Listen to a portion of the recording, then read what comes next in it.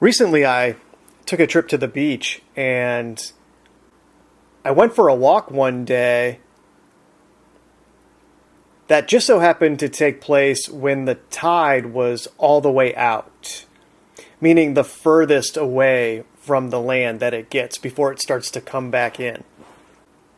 And I came upon this area of the beach where the tide had receded in a way where, due to the contours of the land, there was still kind of a tributary going on between the ocean and where the ocean feeds into that goes further inland.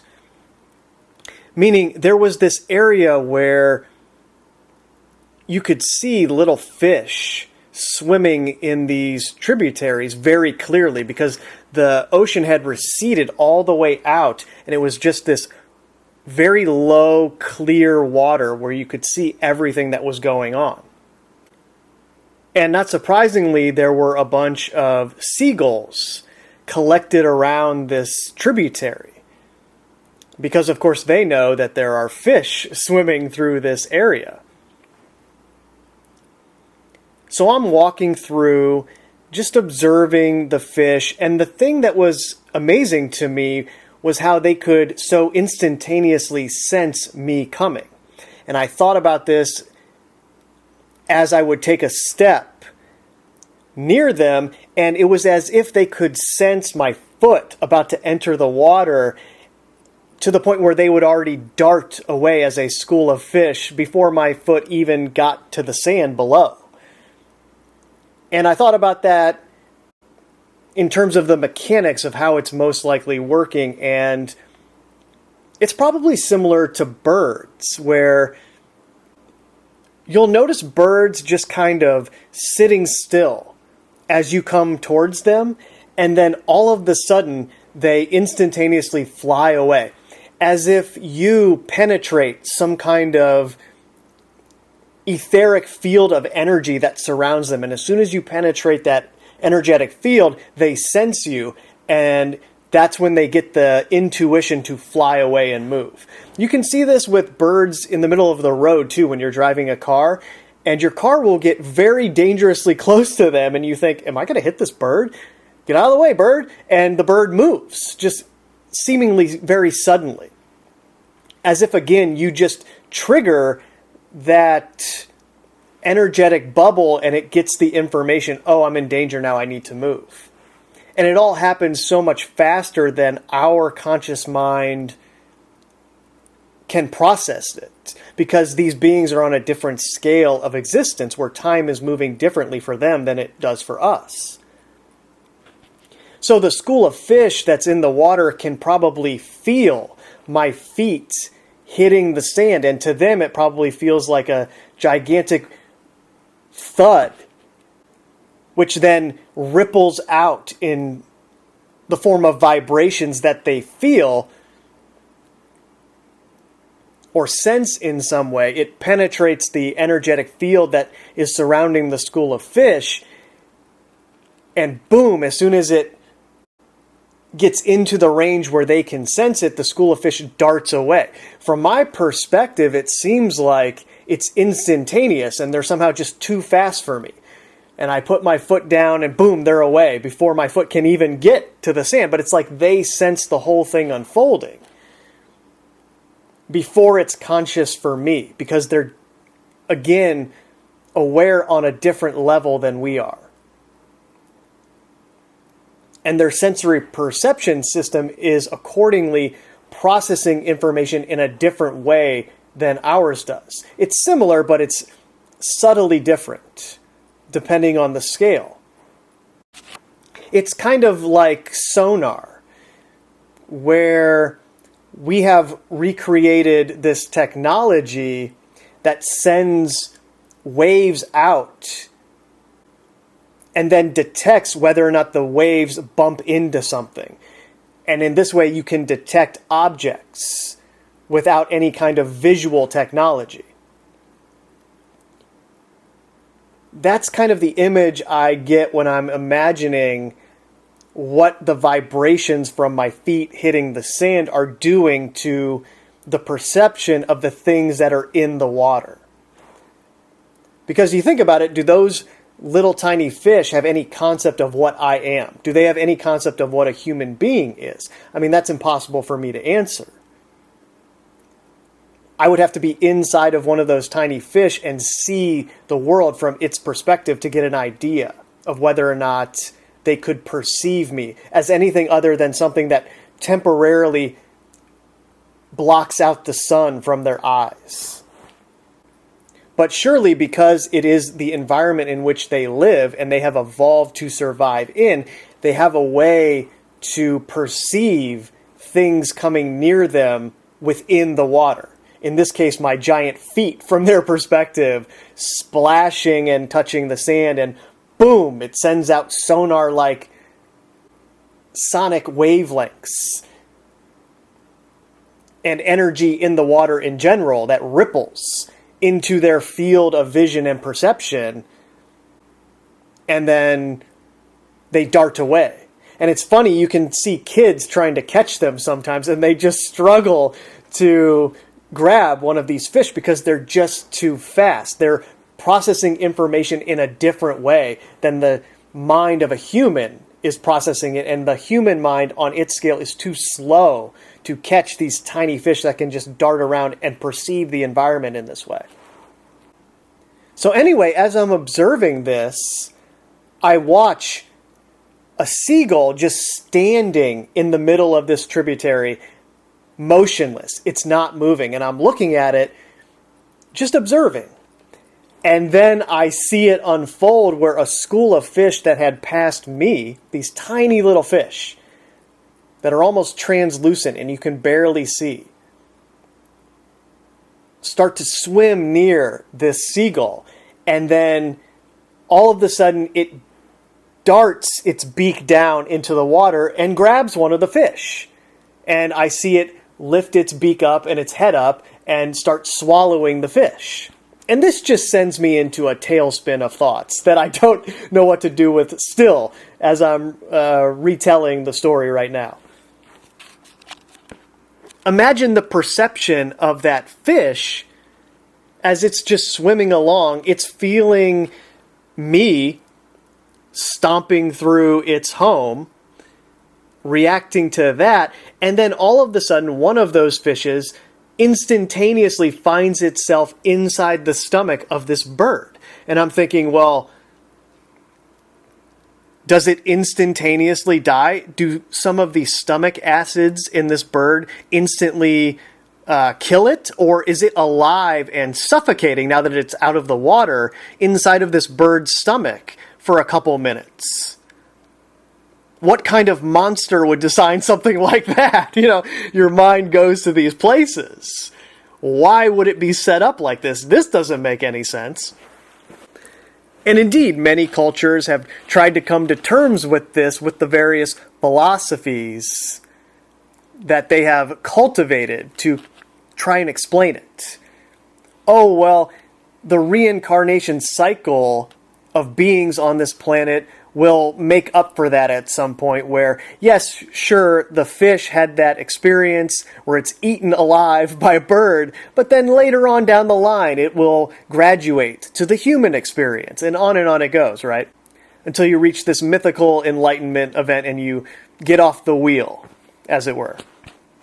That's one attempt to explain it. And there are many others, of course, that I won't retell here. I'm sure most of you are aware of them. But immediately after I watched that happen, I looked around at all of the people that were doing their own little thing around me. And it was amazing to me in that moment to think about how human beings within civilization have no perceived predator that they are constantly worried about or reacting to.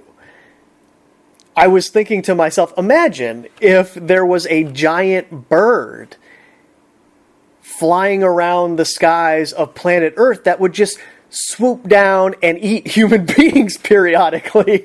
I mean, life on planet Earth would be quite different if that was going on.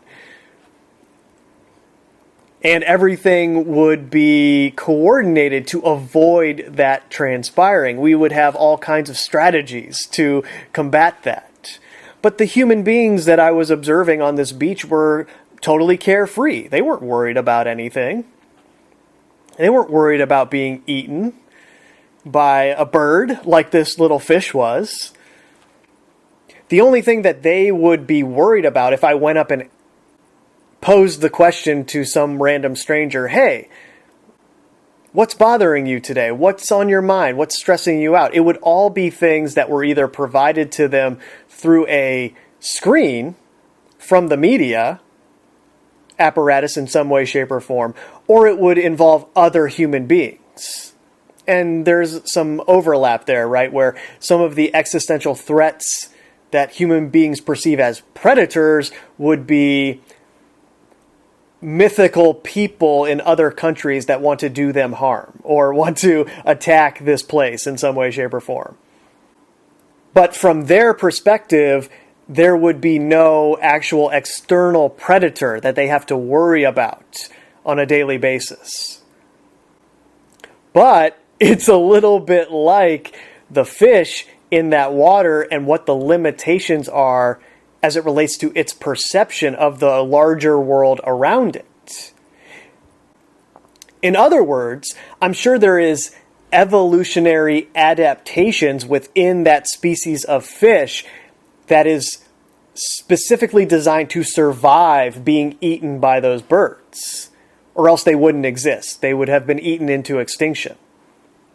But still, outside of that genetic programming for survival, do they have any concept of what that bird is? Do they have any concept of it in terms of being able to see it in ways other than I was describing earlier, where they can feel it moving above the water? Because remember, they're encased in this substance that is their whole reality, and they cannot exist outside of it. In this way, the third dimension of planet Earth is the environment that we are limited to. We can only perceive and survive within the atmosphere that contains oxygen. We can't perceive anything outside of that. So, this is to say, we assume that there is no other predator stalking us, but that assumes that we have perfect vision of things that are going on outside of the metaphorical water. That is the environment that we are only capable of surviving within. So in that moment, as I'm thinking about this, I then have this image of a giant seagull that's hundreds of feet tall, sort of in the way that they depict Godzilla and Kong in those movies in cities where they're just as big as the buildings. And I'm imagining this giant bird that's standing in our world, but it's outside of the atmosphere and it's looking down on everything. And then just occasionally it puts its beak down into the world to grab something. And it's this metaphorical predator that, sure, if I put it like Godzilla or Kong, you can perceive it in that way, you can imagine it, but you have to think of this in terms of a dimension that we cannot perceive. Imagine that type of thing existing in a dimension that we do not have access to perceiving, and imagine that it is a predator on that scale for our dimension in the same way that the seagull is a predator for those fish in its dimension. Except it doesn't feed on us in the sense of eating us, literally, it feeds on our energy. And many different traditions have speculated on this type of thing going on as well, but I don't think people really appreciate just how likely that is, because we are told that human beings are the apex predator here. We're the top of this insane food chain that most likely should not exist, but it just does on this planet. And we have the arrogance to think, oh yes, we are the top of the food chain. And people, if they have any sense of a predator, again, it's spun by the media where they go to the conspiracy theory angle and say, yeah, there's this entity that exists behind the scenes that is a predator on other human beings. But they don't make that extra leap towards the logical, most likely conclusion that the human beings engaging in the predator behavior on other human beings in all the ways that they do that are most likely doing that for something else that feeds on the result. Because as I've gone into in prior recordings, at a certain point, the logic just fails of human beings that have anything you could ever want still doing this to other human beings when they reach the pinnacle of success on that front. They have all the money in the world. They can get anything they want at any time. There are no limitations to what they can do. They can travel any place that they want to. They have land and riches that you can't possibly imagine. So what is the motivation to keep doing what they're doing at that point in time? Other than something else giving them the very knowledge that they used to construct what is going on here in the first place. And they are its servant. Now, of course, the religion angle to this would characterize what I'm describing here as Satan. They would say, yes, this entity is Satan. It is in control of this world. I'm hesitant to use that term, though, because now you have all of these ideas in your head. You probably had a guy with red horns and a pitchfork pop into your mind, right? Because of the programming that has been embedded into that term and everything associated with it. And then you kind of lose touch with the very reality of the situation that I'm trying to paint inside your mind right now. That image that is very clear in terms of the actual structure that's going on here in a dimensional way is polluted by that type of thing. Though, yes, it is most likely accurate that that's what it is. It's this entity that is on a different scale of perception in the way that Satan would be on a different scale of perception. That's how it is capable of so easily manipulating us and getting inside of our heads and controlling our thoughts, or at least implanting ideas into our minds that we then play out for it. And in that way, it's our free will decision. And likewise, other shamanic traditions in ancient cultures have talked about this type of predator situation going on in realms that we can't exactly perceive on this planet. But then that type of thing was sort of shifted into this Gnostic philosophy that sends you into the tailspin of nihilism, where you hate everything and everyone, including yourself, for just being alive in this place. And it's like, well, that's no way to live. And that's clearly a psychological operation within the truth of what is going on here, right? There is an element of truth there as it relates to the construction of civilization and our place within it and what it is being used for, in terms of the people who actually created it, or the entity that created it in the first place. When you view it from that perspective, it's very similar to how a farmer would view its livestock, where it would take care of its flock in certain ways. And at the same time, it would call the flock when it got out of control population-wise in terms of what it could reasonably sustain. So there would be that ebb and flow that we see all around us, where sometimes civilization provides for us and protects us, creates this situation where we don't have to worry about some of the predators in nature that might do human beings harm. That has almost been completely removed due to the way that we have used technology to pave over all the natural habitats, and we extract ourselves from that cycle of the food chain in that way. Indeed, civilization dominates the food chain. And that would make sense, that if we were being farmed for some kind of energy, we would be treated accordingly in the same way that a farmer treats its herd of cows to get the milk that they provide.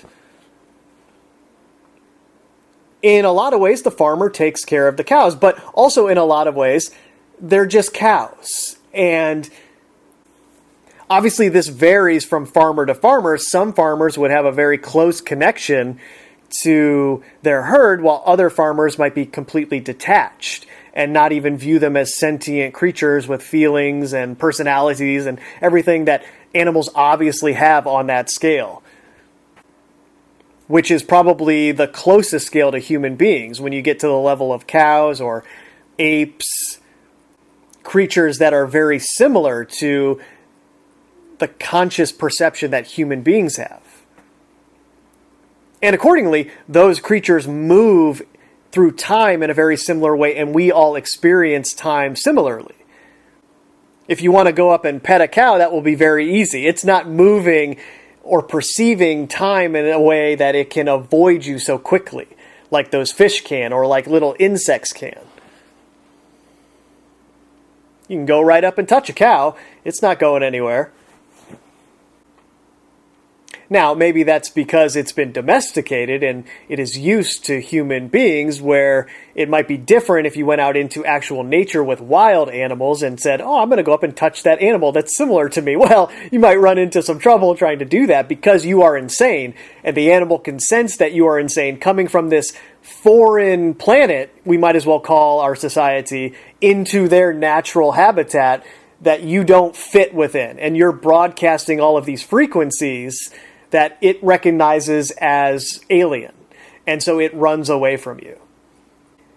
And that kind of ties it all together, right? Your frequency is foreign or alien to the natural habitat of planet Earth, most likely due to the fact that it is designed to feed something else that is alien to planet Earth, or at least exists within a different frequency that we cannot perceive. It exists in a different dimension that we can only catch shadows of, like the fish that are darting through the tributary in the ocean.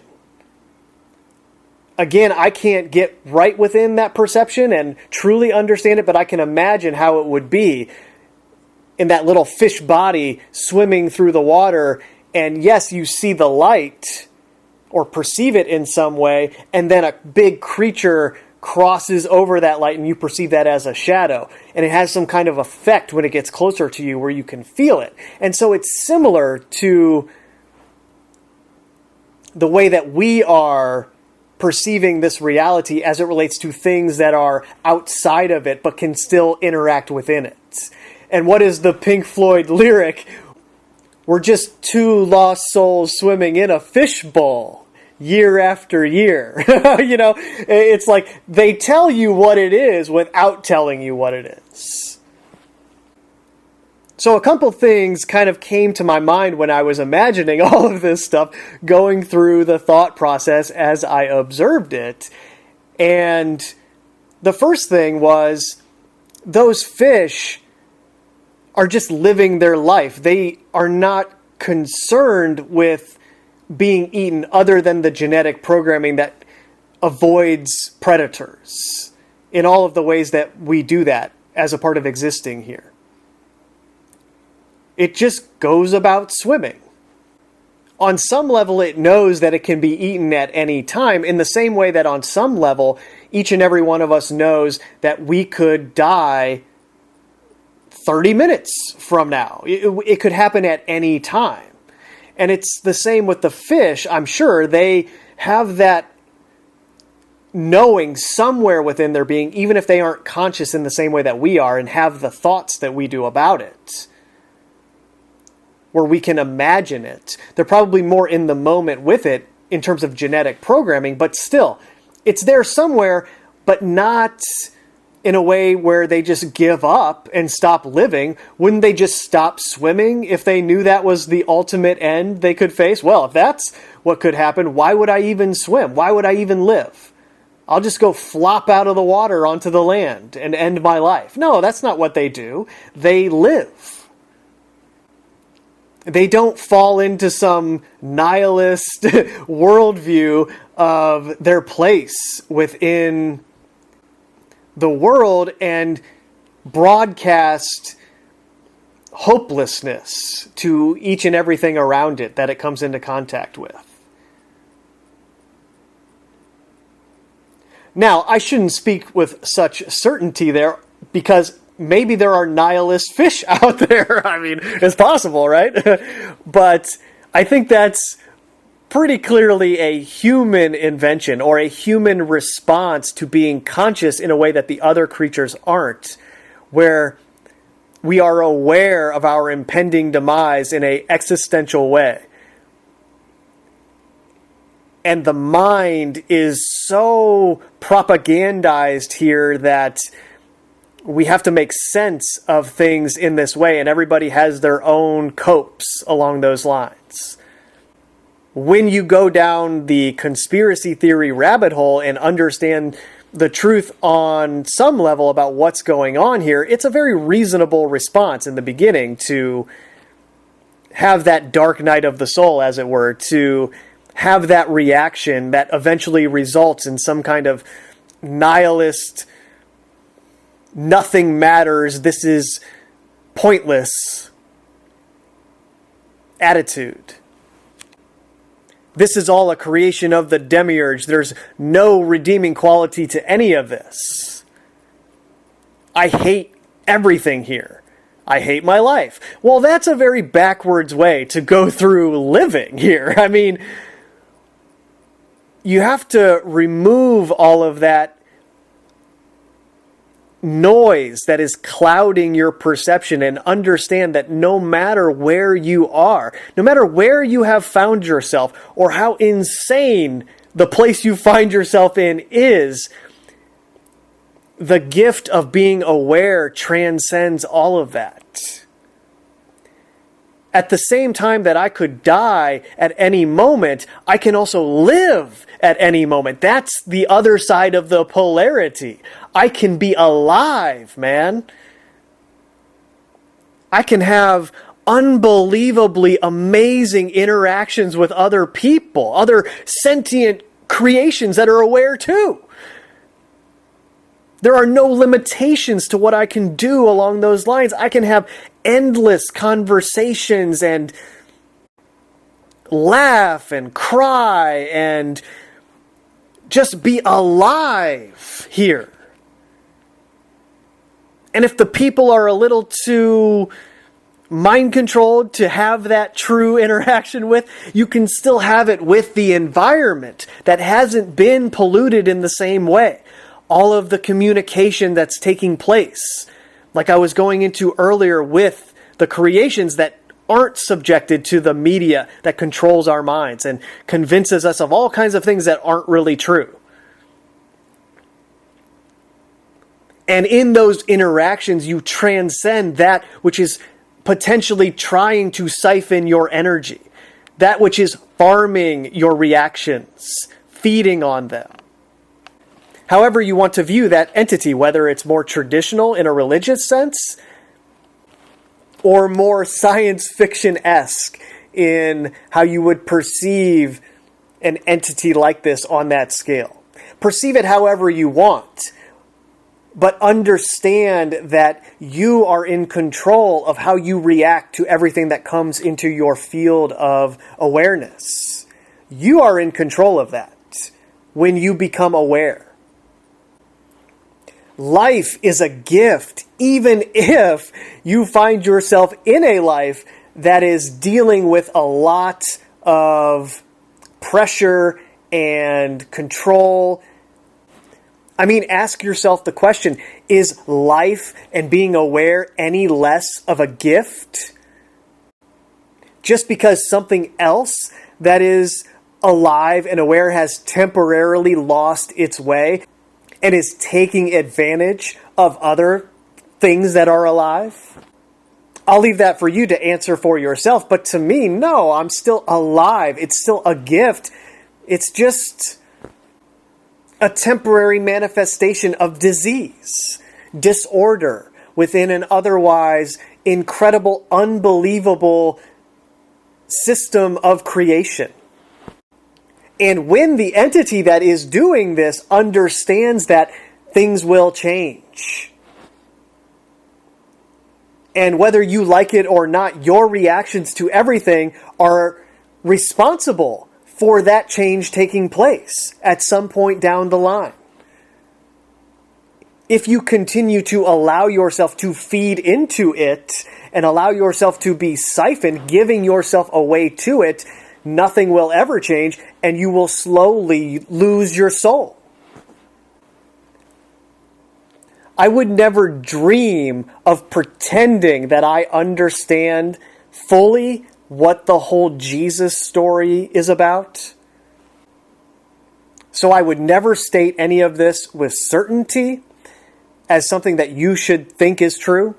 But I will say that what I have gone into here is surely, to me, what that being came here originally to tell everyone, to inform them of. Stated in terms that we would understand today, it's, hey, you guys are under mind control. Something is really wrong in this place. There is an entity that is detached from where I come from, and it's doing all of this stuff to and through you guys, and you are playing a role in it. You are not innocent. And it is only through me, through that which I come from, that which I incarnated out of, that you can be saved from this place. It's only through that. And I am here to show you that, and they will kill me for it. Because they are so detached, and they do not want their system to go away, because they're addicted to consuming the energy from you. It's a disease. That's what it is.